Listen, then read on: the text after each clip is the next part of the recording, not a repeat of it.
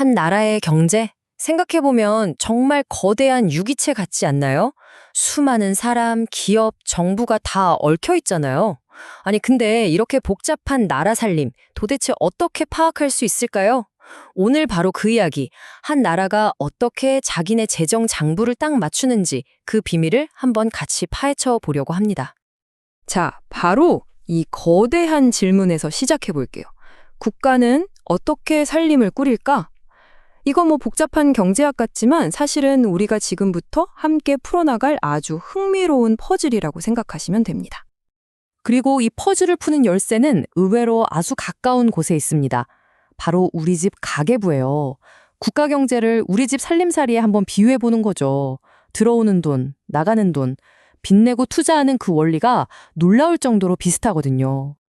그래서 오늘은 이런 순서로 한번 따라가 볼 겁니다. 먼저 국가의 재정 상태를 건강검진하듯 살펴보고 나라의 소득은 어떻게 재는지 그리고 이 모든 걸 설명하는 마법 같은 방정식도 볼 거예요.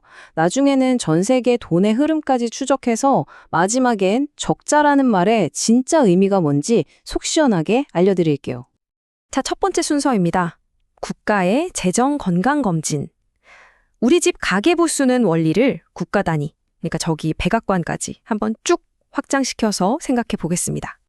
두 번째는 나라의 소득을 재보는 건데요. 그럼 한 나라가 1년에 얼마나 버는지 이걸 어떻게 측정할까요? 여기서 아주 중요한 개념이 나옵니다. 바로 GNP죠. GNP, 국민 총생산이라고 하죠. 여기서 키워드는 딱 하나. 국민입니다. 대한민국 국민이 한국에서 돈을 벌든 저기 미국에 가서 돈을 벌든 그건 전부 우리나라 GNP에 잡힌다는 거죠. 말 그대로 한 나라 국민의 경제력을 보여주는 가장 기본적이면서도 중요한 지표라고 할 수 있습니다. 그리고 많은 분들이 헷갈려 하시는 GDP랑 뭐가 다른지 딱 짚고 넘어갈게요. 아주 쉬워요. GNP는 사람, 그러니까 국적을 따라가고 GDP는 땅, 그러니까 나라 국경을 따라갑니다. 참고로 미국 같은 경우는 1991년부터 나라 경제를 보는 중심 지표를 GNP에서 GDP로 공식적으로 바꿨어요. 세 번째 파트입니다. 개방 경제의 방정식. 만약에 한 나라의 경제 전체를 딱 하나의 공식으로 설명할 수 있다면 어떨 것 같으세요? 지금부터 바로 그 마스터 공식을 한번 들여다보겠습니다. 바로 이겁니다. 국민소득 항등식. Y가 한 나라의 충소득, 즉 GNP라고 보시면 되고요. 이 소득이 어떻게 구성되는지 보여주는 거예요. C는 소비, 우리가 쓰는 돈이고요. I는 기업들의 투자, G는 정부 지출, 그리고 마지막에 괄호 안에 EX 빼기 IM은 수출에서 수입을 뺀 순수출입니다. 복잡해 보이지만 이 공식 하나에 한 나라 경제의 모든 활동이 다 담겨 있는 셈이죠. 이 그래프를 보시면 방금 본 공식이 확 와닿으실 거예요. 2020년 미국 경제를 조각 내본 건데요. 저기 압도적으로 높은 막대 보이시죠? 저게 바로 C, 즉 개인 소비입니다. 미국 경제는 정말 국민들이 돈을 써야 굴러가는구나. 이걸 한눈에 알 수 있는 거죠. 자, 네 번째, 이제 시야를 우리나라 밖으로 확 넓혀볼 시간입니다.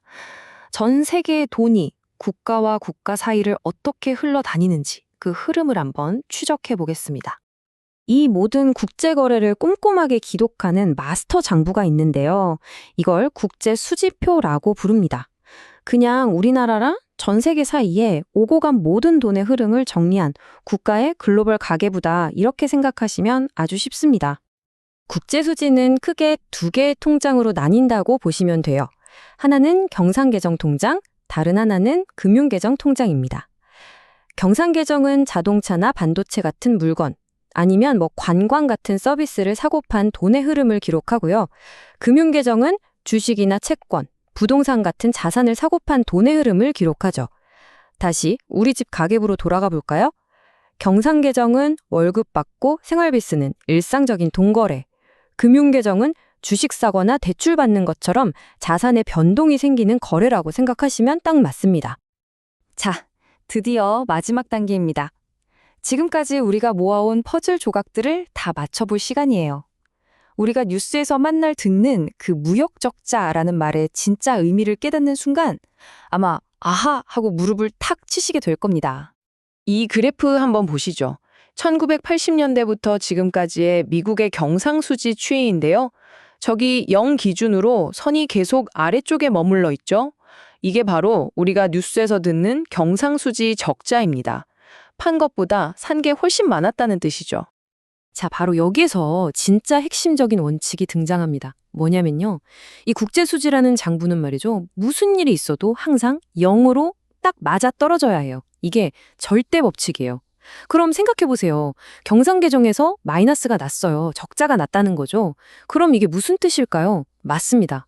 바로 그 적자 금액만큼 금융계정에서는 반드시 플러스, 즉 흑자가 났다는 뜻이에요. 이게 바로 국제경제의 그냥 불변의 법칙 같은 겁니다. 실제로 2019년에 미국의 경상수지 적자가 얼마였냐면요. 무려 4,802억 달러. 우리 돈으로 하면 500조 원이 그냥 훌쩍 넘는 정말 어마어마한 금액이었죠. 그럼 미국은 이 엄청난 마이너스를 어떻게 메웠을까요? 정답은 바로 금융계정에 있습니다.